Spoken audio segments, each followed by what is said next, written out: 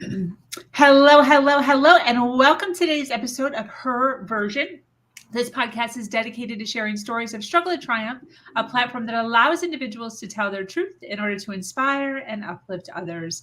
For those of you that are new to this podcast and like content like this, make sure you hit that subscribe button, follow, like, and share. I am your host, Sabrina Victoria. Let's jump right in.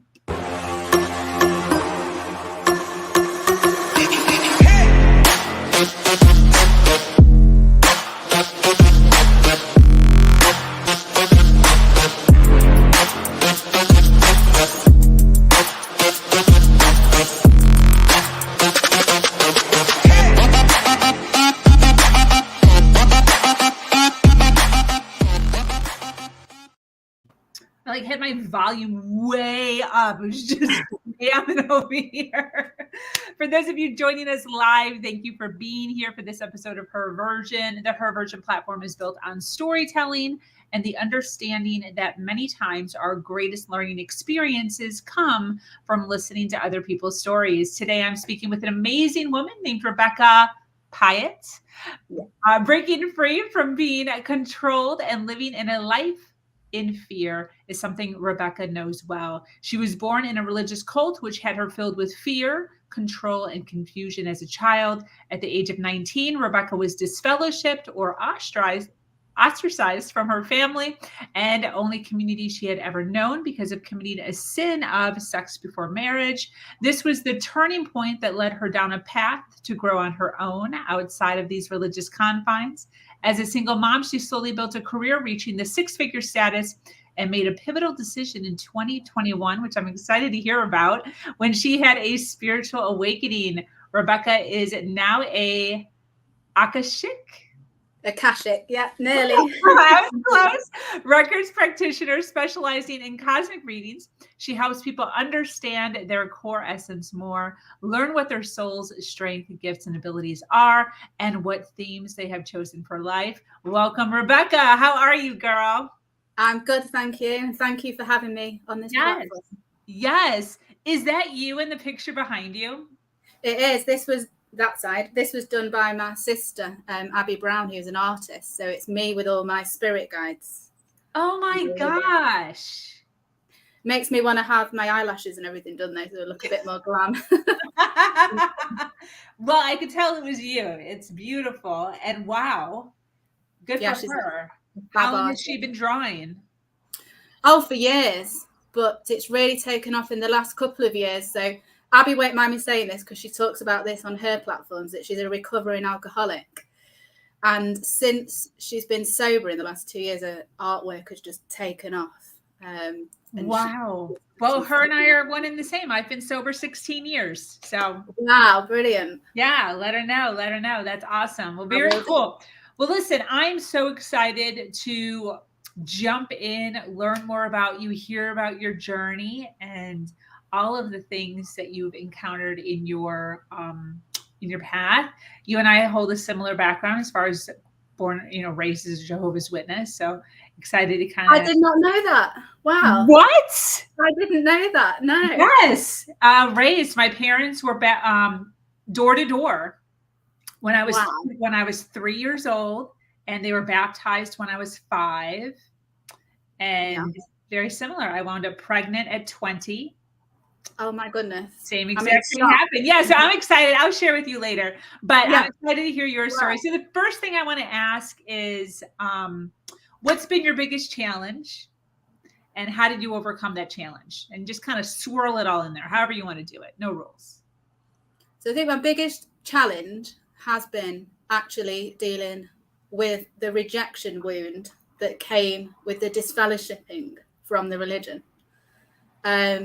And since I left, it was like uncovering how that affects me in my life.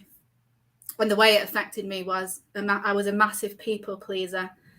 I didn't want to upset people. I wasn't my authentic self. I didn't dare express a different opinion. I had to be a perfectionist and make sure my work was really good. And if it wasn't, I was devastated because I didn't want to ever feel rejected again. So I had to have people liking me. I mean, I'm still recovering from this. I still haven't fully recovered from the rejection wound. So the biggest challenge has been understanding how that affects me, but also learning that I had that wound, because I wasn't aware that it was there until I started doing therapy and shadow work and all that lovely, wonderful stuff. Yes. So overcoming it was... So tell us the story of the JWs. How did you get in? How did you get out? What happened? So I was born into it. So born into the religion and was quite involved in it.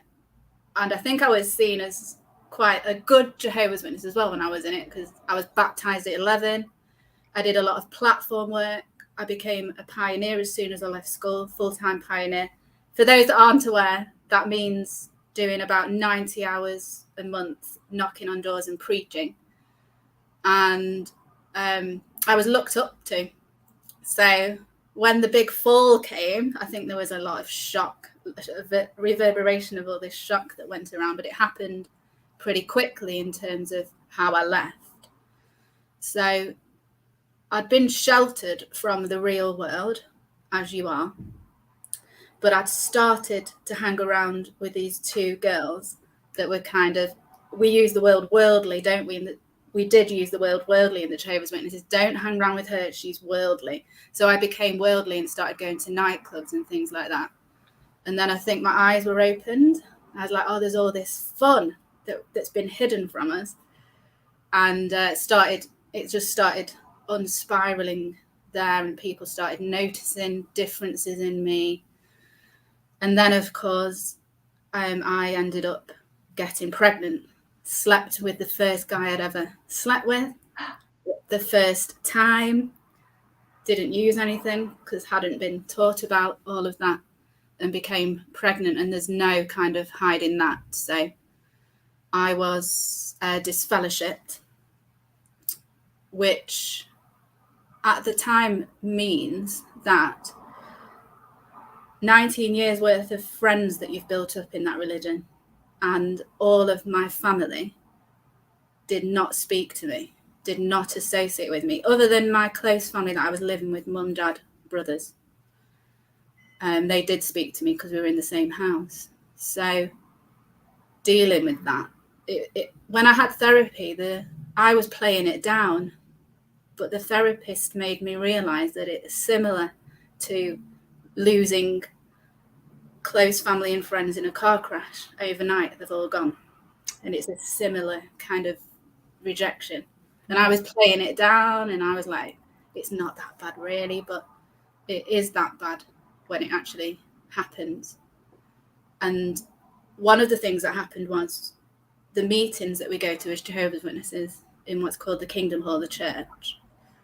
The disfellowshipping was announced from the platform while I was in the audience. So Sister Rebekah, my name was Phillips back then, is disfellowshipped. So you're sitting there in the audience like this.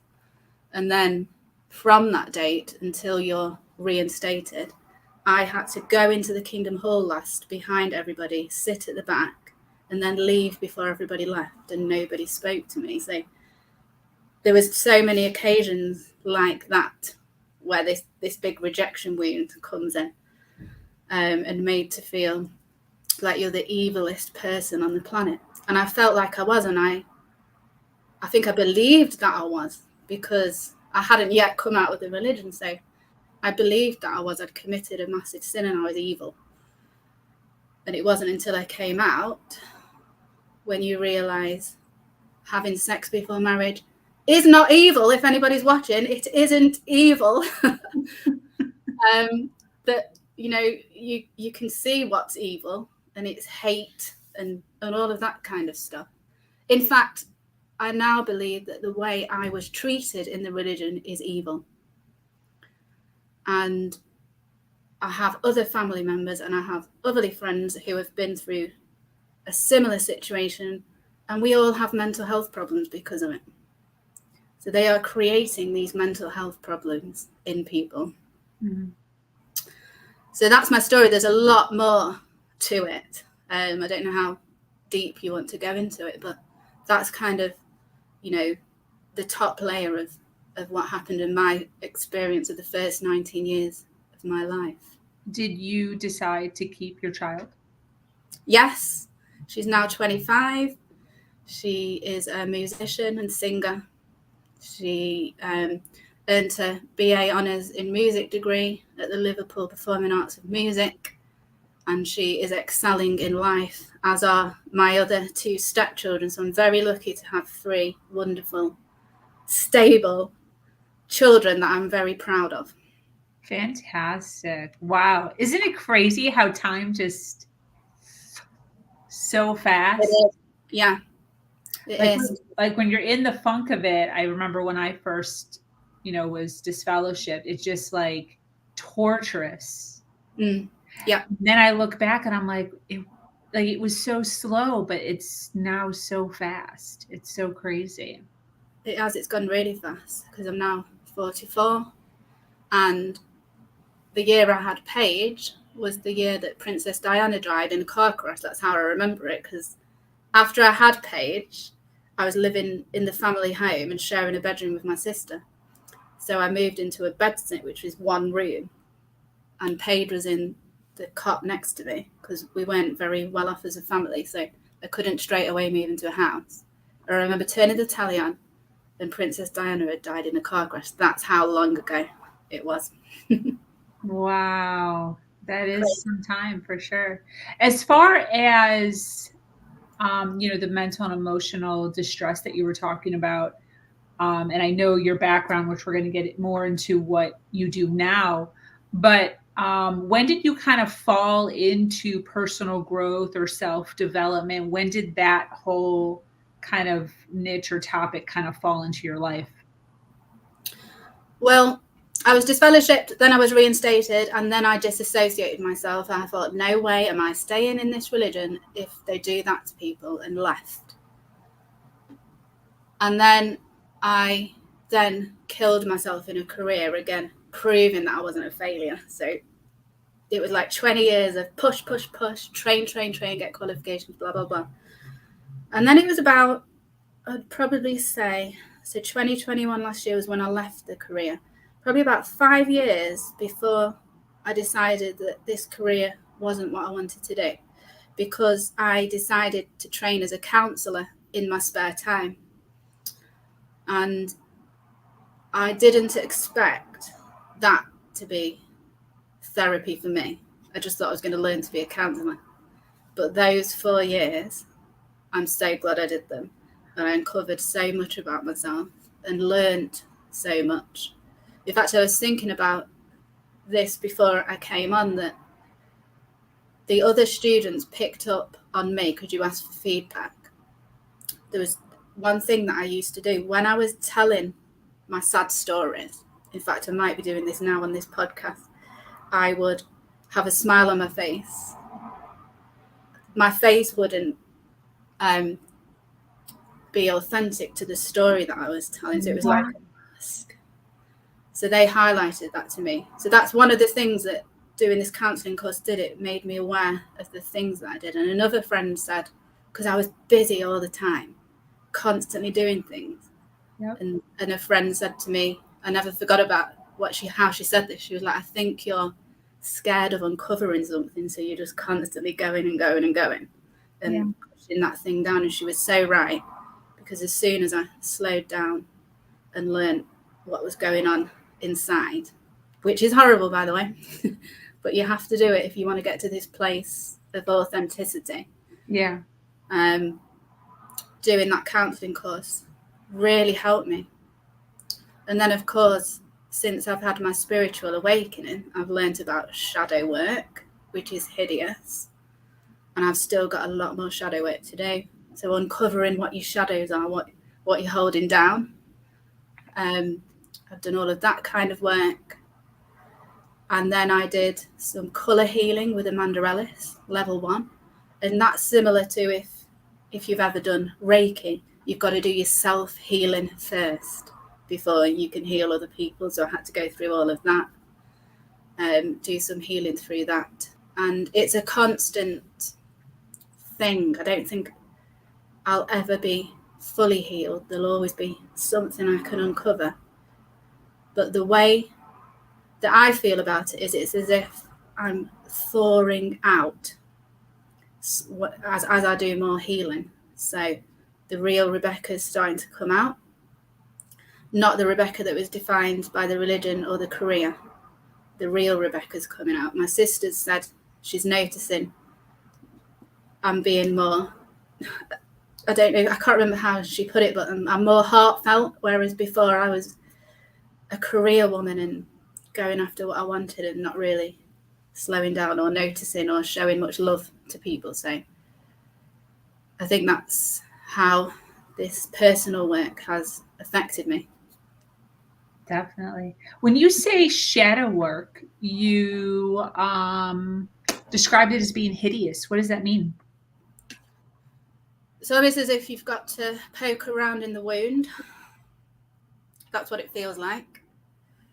And if you're going to attempt to do shadow work, it should come with a warning because it's really horrible.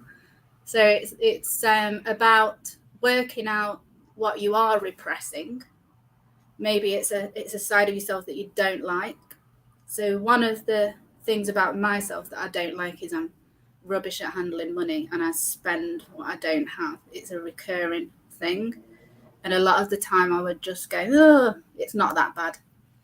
But actually getting into why I do it and where I've got myself to, like with my finances, what a mess I'm in with my finances when I've been pushing it down, not looking at it. And then why do I do that? And it's when you get into the nitty gritty of it, as I said, poking in the wound, that's when all the horrible emotions come out. So I'm a person who does not like dealing with horrible emotions. I would rather be in the light all the time, be happy and positive. But if you want to become more authentic and have your vibration at a higher level, unfortunately, you've got to go to those places and dig all the horrible stuff out and face it head on. It's a very brave thing to do. So anybody else who's doing it, good on you, basically. But I hate it. What's the number one lesson you've learned about life thus far? It's going to have to be, the quote that comes to mind is that one where it says life is 10% of what happens to you and 90% of how you respond. Yeah, I think that's the way you say it. And that is all life is about to me. So when those things happened to me back at 19, I did have about a year of being addicted to drugs. And I did get sacked from stealing at a job. And I got arrested. And I was starting to go down that path of being the victim and blaming everybody else and blah, blah, blah. And then I think I was at a crossroads.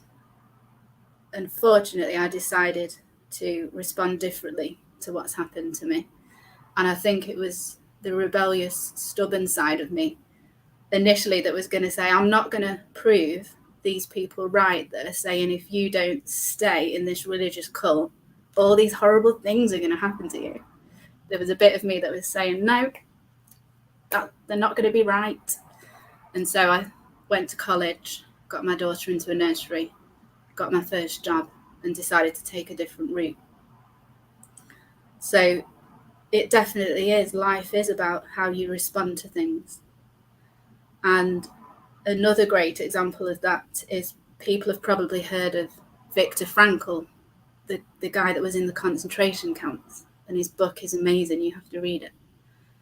And he survived the concentration camps despite losing all of his family and terrible things happening to him in there. And he says the people that survived the concentration camps were the people that went around comforting others and giving people their last piece of bread. So how did they respond to what was happening to them? Yeah. With love and compassion. And they were the people that survived the concentration camps. So for me, it is about how you respond. We can all be dealt really bad cards or a really bad life, but not everybody has to respond in that the path to damage, the path to, it all falling apart. Definitely. Going back to what you were talking about earlier with shadow work, I kind of feel as if shadow work and can be connected to the limiting beliefs that we tend to grab onto and then hold true into adulthood. They're kind of connected in a way. And I wanted to ask, as you've been going through this work and doing your, working on yourself, have you come across any? I'm sure you have, but I guess what is a pretty strong limiting belief that you? Yeah, I've actually been doing some work on my limiting beliefs. So I'm training to be a spiritual life coach. So this is what we've just been doing work on. So it's great that you're asking this question. So one of them is that I have to control everything. I mean, it used to be when I was in my corporate career. I have to control everything. I had to have lists for everything, spreadsheets. If I went on holiday, every day had to be planned of what we were doing. I'm like that too. Tell me what you learned. I still do it now, but not to the extent that I was doing it.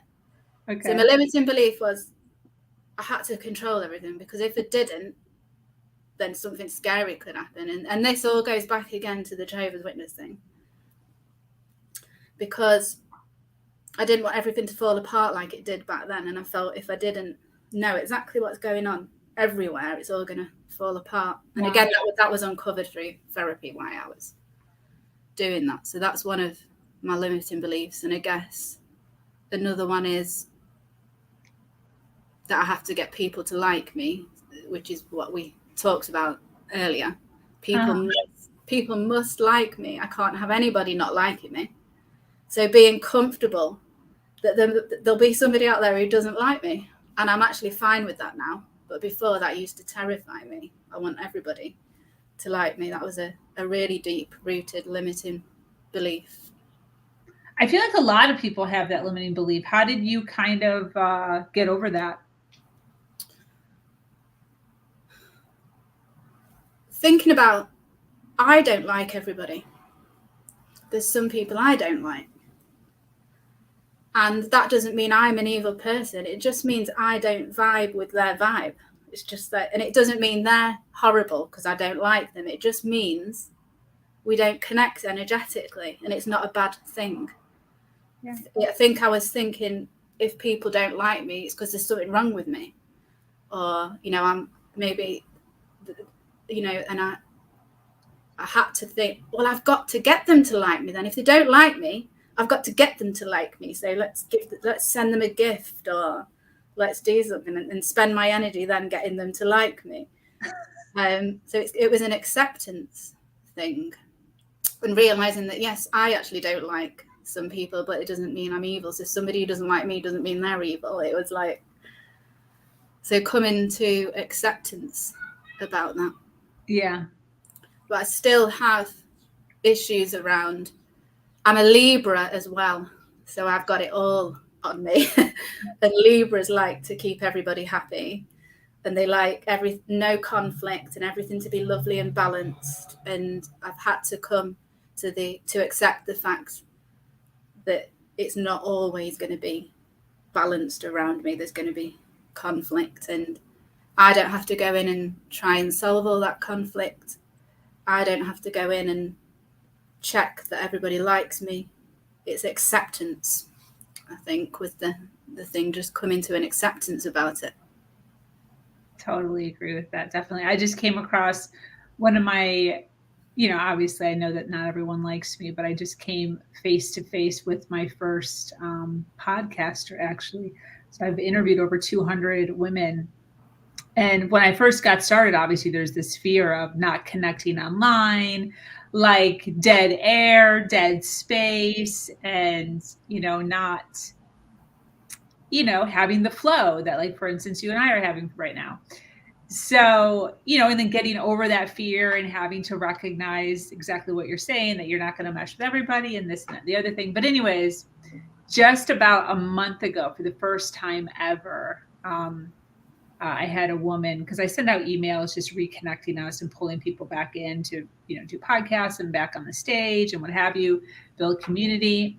And I guess she just got sick of my emails, and she emailed me back. I don't know exactly what she said, but something to the effect of like, we don't mesh together, I guess.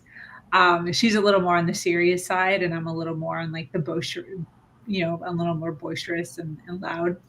So it was definitely interesting. It definitely kind of hit me a little like, oh, um, for about a day or two.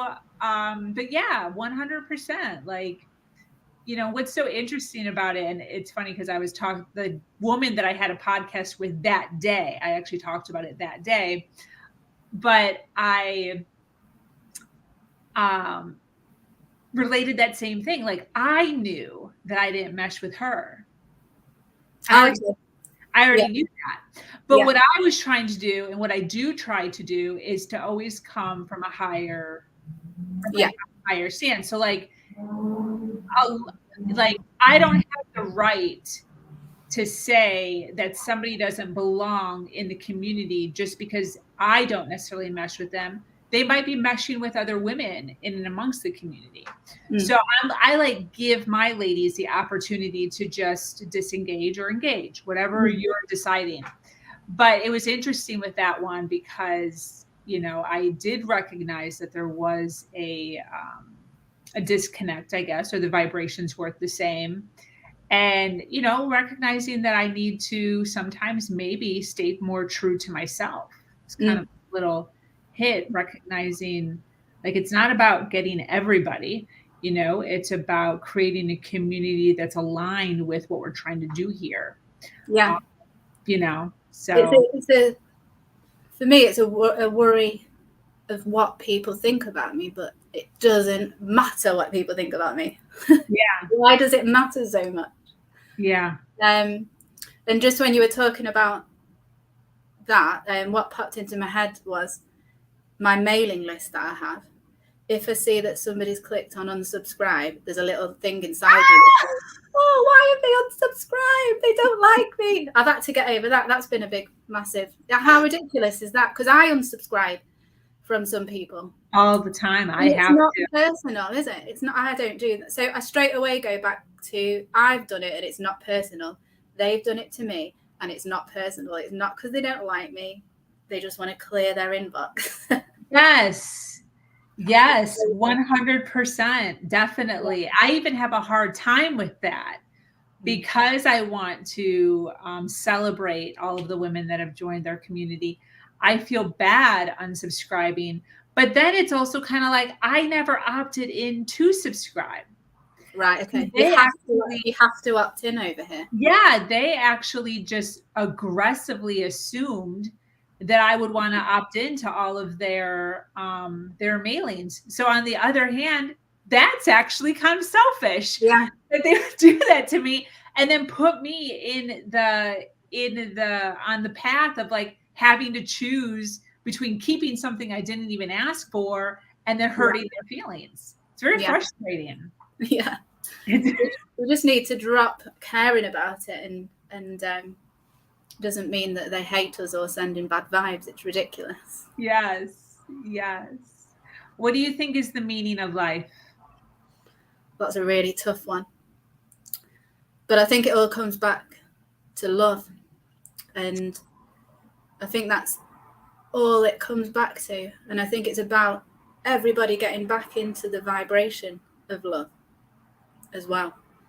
If we all reacted with love to everything, how different would the world be?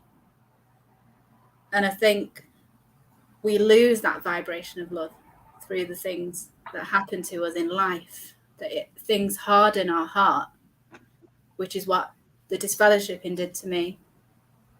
And then my relentless pursuit of a successful career did to me as well. It hardened my heart. And I wish that it hadn't when I look at some of my behavior over the last 44 years of my life. And I think, as I said, I can feel myself thawing out and my heart's becoming more open. And, you know, some of the things that I say and do now, I thought I would never do. So I think the meaning of life is for us all to get back to love.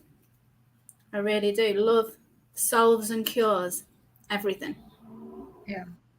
So I've set myself a challenge to go out. I don't know why I'm saying this on live actually, because one of the things I would hate is for this to be recorded, but I've set myself a challenge of giving a stranger some flowers because it's related to a goddess that I'm trying to connect to. And it's killing me to go out and do it because of the embarrassment around if I get rejected. They just like go, I don't want any flowers, and give them back to me. The rejection wound showing up again.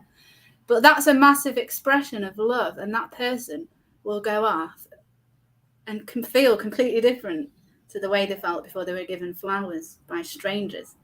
So that's an example of how we can all be more loving and share love and raise the vibration of this planet by opening our hearts and just sharing love. So meaning of life to me is love, love, love. Definitely. I want to ask, asking that question, what's the meaning of life? Compare it to what you used to think is the meaning of life. Where are you now as far as, this is just me asking on a personal level, where are you now as far as the belief system of the paradise and where you're going and what your future holds? What's your thoughts on that? Yeah, so I think before I had my awakening a year ago, I believed that this life was the only life we had. Like, we're born, we die, and that's it. And then in the Jehovah's Witnesses, they obviously believe that when the end of the world comes, the Jehovah's Witnesses are going to be resurrected into a paradise on earth and everybody else is going to die. So that used to be my belief in the Jehovah's Witness religion. Then I started having my spiritual awakening, and now I believe I'm a soul who's had thousands of lives. At the moment, I'm in my earth incarnational cycle. And when I've completed that, I will go back to doing incarnational cycles on other planets. So that has made me a million times more happier. And I now know who I am as a soul. I've looked into what past lives I've had, my imprints elsewhere in the cosmos, and it's brought so much more meaning to life for me. And I can now see, this is what I believe, that Jehovah's Witnesses and other religions are a way of negative soul groups controlling us through fear. Wait, negative soul groups, what does that mean? So negative beings who don't want this planet to ascend, because at the moment we're in a lower dimension. It's called 3D dimension. And I believe we're currently ascending up into the 5th dimension, but it's only if this vibration of love is spread and each soul ascends. That's only going to happen if that can occur. So there are negative beings out there who want to keep the planet in 3D and control us all through fear. And I think that was the role of all of these religions. Not all of them, like Buddhism doesn't control through fear. And I love Hinduism. I love looking into Hinduism. Not all of them. So that's how my meaning of life has changed. It was very blinkered. There was this one life, live and die. So I was just trying to make this one life as successful as possible with my career. Now I believe that have had thousands of lives. I'm going to go on to have thousands of more. And people in this life with me are part of my soul group, and I've had past lives with them, and I'm going to have future lives with people in my soul group. So my meaning of life's expanded, and it's brought me so much comfort having this new belief system. Speaking of that, great segue into my next question. What does success mean to you? Success for me is feeling peaceful, feeling calm, and feeling at ease with myself. So when I think about myself before, it's almost as I was on a constant wheel. I can't think of the words. You know, like a gerbil on the wheel, just constantly not allowing myself to settle into this place of bliss, which I'm not going to lie, I'm not in it all the time, but that's where I'm heading for. So success to me is that wheel stopping, dealing with all the ugly, horrible stuff that comes up, and then settling into this state of I'm at peace, I'm at calm, I accept and I flow with everything. That is success for me, because that's where happiness is for me. When you say you flow with everything, what does that mean? That means I've dropped that need to control everything that I talked about earlier. Okay. That's all gone. I'm not controlling anymore. Whatever happens next in my life was meant to happen.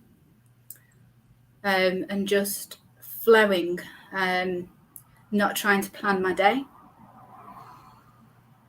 and not anticipating that things are going to go wrong like they have done previously in my life. So not anticipating that, but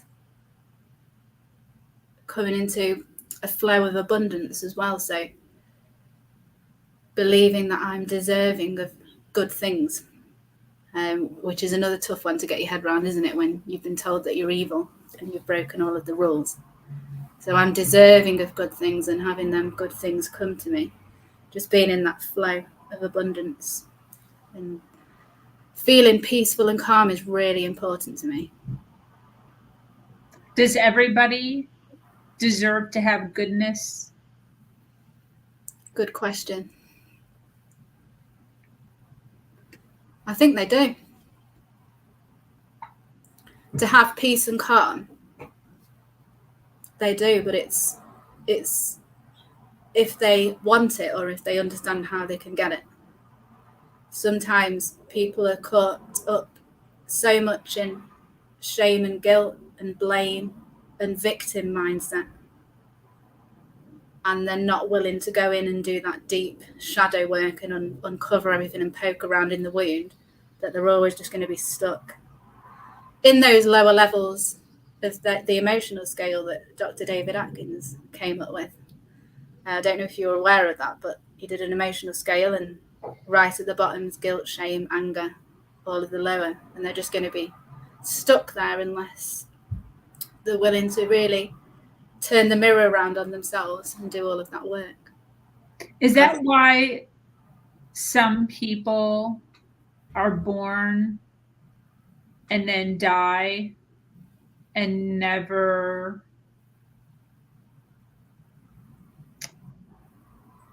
come across the thought of what you believe in? Yes, so some people don't awaken as Yeah. uncommon. Why?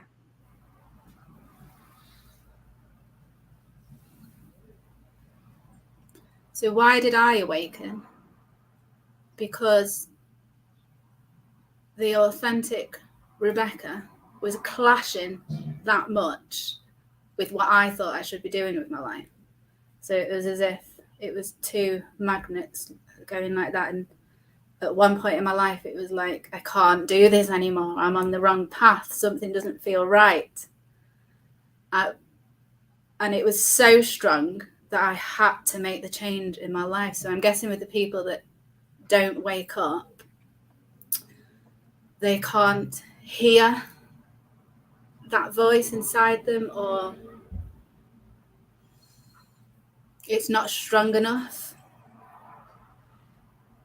And maybe they're not meant to wake up in this life. It might be another life that they go into where they wake up. Maybe their mission in this life wasn't to wake up and do light work. Maybe they had another mission in this life, which meant that they had to stay asleep. But for me, the thing that awakened me was this feeling of unauthenticness. It was like, I can't do this anymore. Like the real Rebekah was just pushing to get out. What do you wish for? I wish for everybody to uncover the real them, the authentic self, the person that they were when they were born, before all of the limiting beliefs and the programs were put into them. I wish for people to go back to being the authentic self they were when they were born. Because when you can be your authentic self, which is me coming on here telling my story, which I never thought I would have the guts to do, it just gets rid of all of that anxiety. Because when you're not being authentic, that's when your anxiety comes in, because that real voice is getting squashed down, or your inner child is getting squashed down, and subconsciously it brings up that anxiety. So I wish for everybody to get back to their real selves and to be able to express themselves authentically and to understand who they are a bit more. Because when you get bogged down in life and work and jobs and study and trying to be a success, the real you is kind of pushed down under all of that. You're just going from one thing to the next to the next. Mm-hmm. And I want everybody's authentic self to come out. That's what I want. I love that. Through my work, I help people uncover their soul essence, like who they are. That's awesome. I want to take a moment to give a shout out to those listening live. Thank you for being here and hanging out with Rebekah and I while she shares some of her journey and nuggets of insight. If you're watching on the replay at this point, make sure you hashtag replay in the comments so that we know that you were here and we can shoot you some love. But Rebekah, since we have an audience here hanging out, listening to you share your story, I would love for you to let them know what you do, your company, who you help, and how they can find you. Yes, so I am an Akashic Records practitioner. That's what my soul has chosen to do. Originally, it was tarot back in 2013. That's how it all started. And I still love tarot now, and I still provide tarot sessions. But I began working with Archangel Metatron, and he works with the Akashic Records. So he kind of led me down this path, and I found an amazing teacher who's taught me to become a practitioner.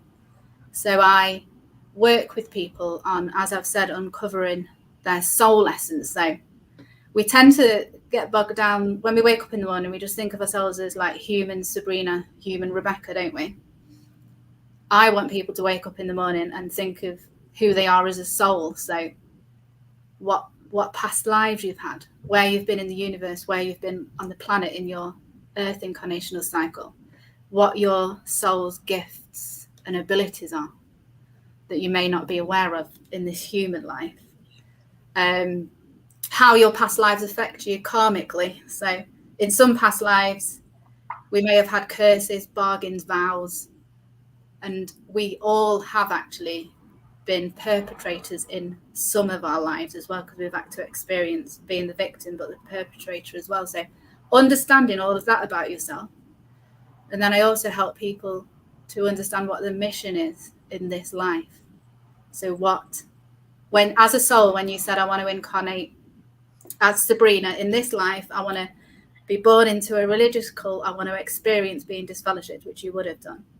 What was your mission for incarnating into this life? I help people to uncover that as well by going into the Akashic Records and opening up their record of their lives.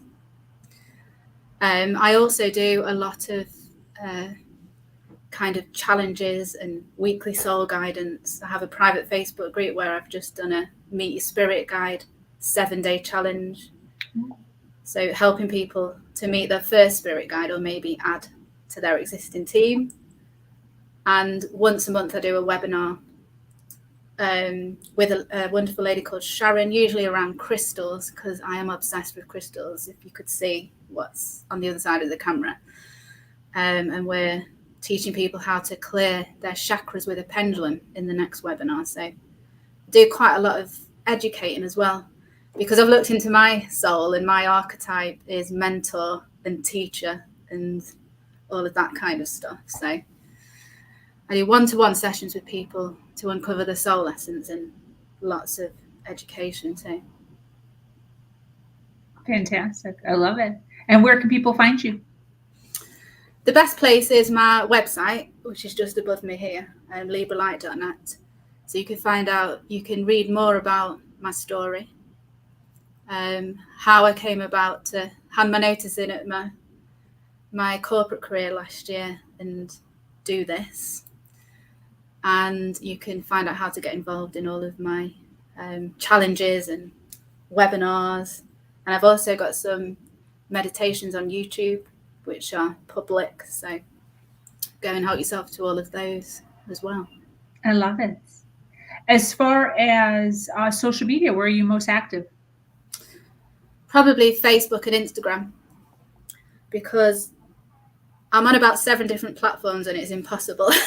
Yeah, that's why I always ask like that, because it's like... So it's probably Facebook mostly, Instagram, and then YouTube. Beautiful. What's your big dream for your business? Well, my mission statement for Libra Light is raising the Earth's light quota 1 soul at a time. So my big mission is to help this planet to ascend to a higher vibration by working with 1 soul at a time. So I don't expect to change the whole planet all at once. I just want to work with 1 person and help them to raise their vibration and uncover their soul essence. And hopefully through that work, I'm adding to the ascension of the planet. Why do you do what you do? Because of my experience, the things that I've been through, and the place that I'm in now, which is a better place than where I was, obviously. And I want to get other people to this place. I want them to experience what I'm experiencing. And I think I can do that because of what I've been through. So even though what I've been through is not nice, I think the reason I went through it is so that I can help other people. So particularly love helping people who need to get out of a situation where they're being controlled by fear. So whether that is a religious cult, a relationship, or even, a horrible boss in a job. I've been through that 2 or 3 times. And you stay in it because you're fearful, don't you? Yeah. You're fearful, aren't you?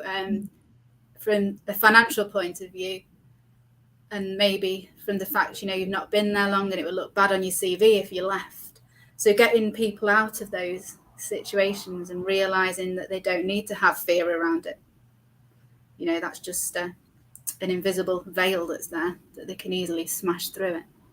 Definitely. 100%. What would be advice you would give to a female listening right now who is feeling rejected? That is a good question. I think the first bit of advice would be that you've now got to go through a process. Like the healing from that isn't going to happen straight away. I think the rejection wound is probably one of the deepest wounds going. So allow yourself time if you've just gone through a rejection. I think there's a process like with grief that you've got to go through. So allow yourself time, allow yourself to feel what you're feeling. Mm-hmm. Don't push it down and spend 20 years killing yourself in a corporate career like I did. don't be scared of what you're feeling. It's natural what you're feeling. And just let it out. And do either have therapy around it. People are scared of therapy. And there's nothing to be scared of. It's a magical experience. My therapist really helped me. She was incredible. Don't be scared of it. And then do your own shadow work as well. Constantly work on yourself. Constantly heal from this rejection. Because the first thing we want to do when we're rejected is push it down, pretend it hasn't happened, move on to the next thing. But if you do that, it's just going to raise its ugly head a few years later for you to deal with, and it will be worse. So, sorry, dig down and deal with it. I love it. I love it. Well, this has been absolutely phenomenal. I so appreciate you coming on, hanging out with me for an hour or so. Any closing thoughts before we wrap up?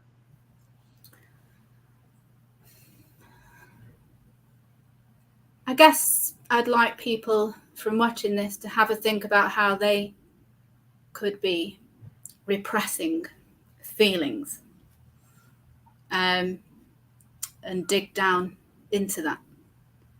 Because yes, it's going to be painful at first doing that, but then you're going to be in a much better place. So I'd like people to have a think about how they could be repressing feelings, like how are they blocking? How are they blocking? What are they doing? And then when they've uncovered how they're doing that, let's have a look at why. So I'd just like to encourage people to do a bit of self-work on themselves and stop running, stop hiding from your feelings. Yeah, that's a big one. Yeah. For sure. Definitely. Yeah. Well, thank you so much, Rebekah. I appreciate you being here and hanging out with me. For those of you listening live, if you resonated with Rebekah, be sure to connect with her on her website and social media. We love to connect people here on this platform in order to continue to rise. Thank you so much for joining us here on Her Version. This community is expanding every single day and is filled with females who are striving to do better than they did yesterday. For those of you that are new to this podcast, make sure you follow, like, and share. If you have an amazing story to share of struggle to triumph, be sure to reach out to me here at herversion.life. As I said, my name is Sabrina Victoria. I am your host, and I am so grateful to be here sharing a platform that allows people to share their truth and inspire others.